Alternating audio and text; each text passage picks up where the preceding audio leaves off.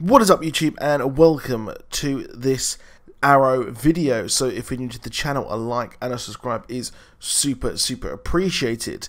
And if you did enjoy the video, please do slap a like on it, and do slap a like on it if you want more Arrow videos. So MCM happened over the weekend in London. Well, it is kind of still going on right now as I record this on Sunday morning, but I had the very privileged opportunity to go to the press conferences to actually talk to Manu Bennett, and it was really awesome. The guy is an absolute class act. He is such a cool guy. Honestly, I really can't overstate how much of a class act this dude really was. He really is a great guy, and it's refreshing to see actors like this because, to be honest, I wasn't not sure what to expect, and I've been a huge fan of him since Spartacus as well. And at Heroes and Villains Fan Fest, Hayley Atwell was a bit disappointing when she just simply said, "I just read the script and that's it." I mean, that's not what you want from these character actors. You want someone who actually kind of believes in the characters, which is what Manu here actually believes in. And, well, I've got the full kind of press conference panel on my channel as well, you can go and check out. But it was a very illuminating press conference here, a very kind of look and deep insight into the character of Deathstroke, which is a absolutely awesome character. And he not only mentioned kind of the Arrowverse, he also as well mentioned everything to do with Joe Manganiello. I can never pronounce this dude's name. I cannot pronounce it whatsoever.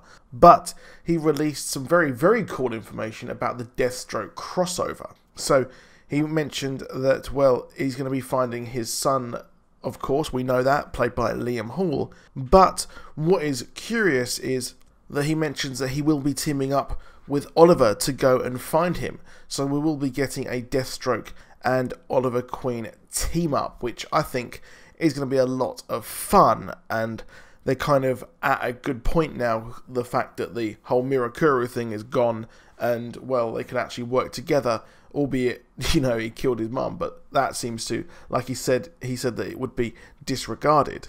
He said that Deathstroke on Mirakuru killed his mother, and it's irredeemable in a way, but they wrote such a couple of awesome scenes at the end when I walked out of the prison, and Oliver, it was like a dream. It was the Mirakuru, and we start making our way back into reality of our relationship. And he says that season 6 starts out and it's almost dismissed, and Oliver is going to help me find my boy. So he kind of realised that he shouldn't have really said that, but it was, to be honest, I don't think it is that big of a spoiler, to be honest, that he starts pranging out. But to be honest, it was really to be expected that these guys were going to team up and help them each other and provide each other with assistance, because, well, Slade did help Oliver on the island, and now, of course, he's going to have to ask Oliver for help. So yeah, I think that's really going to happen. And they also mentioned as well the possibility of a solo Deathstroke series. So they actually, he mentioned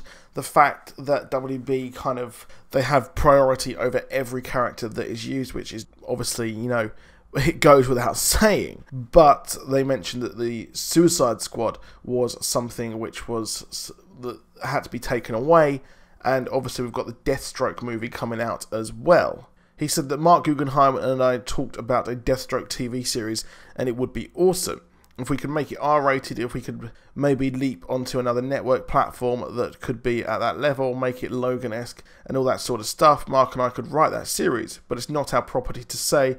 I know the fan base out there would be keen for it.